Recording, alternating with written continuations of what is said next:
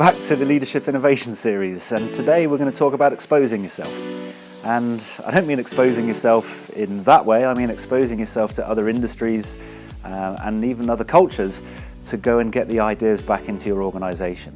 But let's start with the problem statement. The problem statement is, if you want to innovate more, how can you do that if you carry on going and talking to the same people, with the same leadership team, with the same ideas day in, day out? I mean, to me that's Einstein's definition of madness, where you're doing the same thing expecting a different result.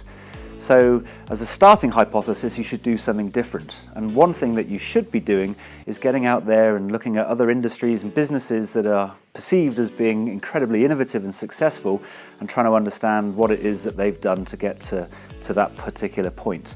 And it's incredibly easy to do. There's lots of ways to do it. You can read books and you can go and follow blogs and vlogs and watch things like this, but the reality is that that's only half of the information that you need, because you're just simply reading and you don't have that conversation with the people. Whereas if you actually get out and talk to these leadership teams, then things are very different. They're doing this, they've changed their culture this way. How did you do that? The conversation starts to breed new ideas, and you're going to end up in a very different direction and a very different endpoint than just simply reading canned material about they did this and had this result. I think with humans and innovation, we're a lot more nuanced than that. And so some really simple ways that you can get out there, especially if you're in South Africa, is just use the number of companies that will organise trips for you.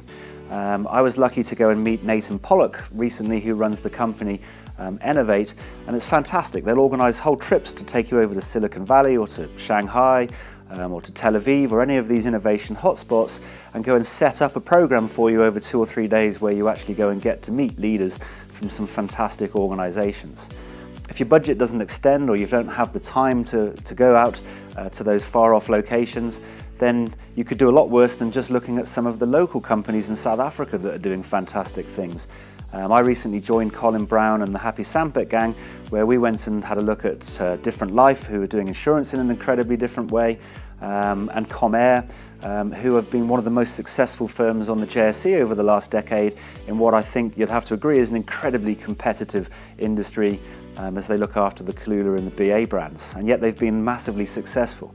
So, just a quick summary on that: get out, expose yourself, go and talk to other organisations and the leaders of successful, innovative organisations in particular, to go and get new ideas to bring back to your organisation.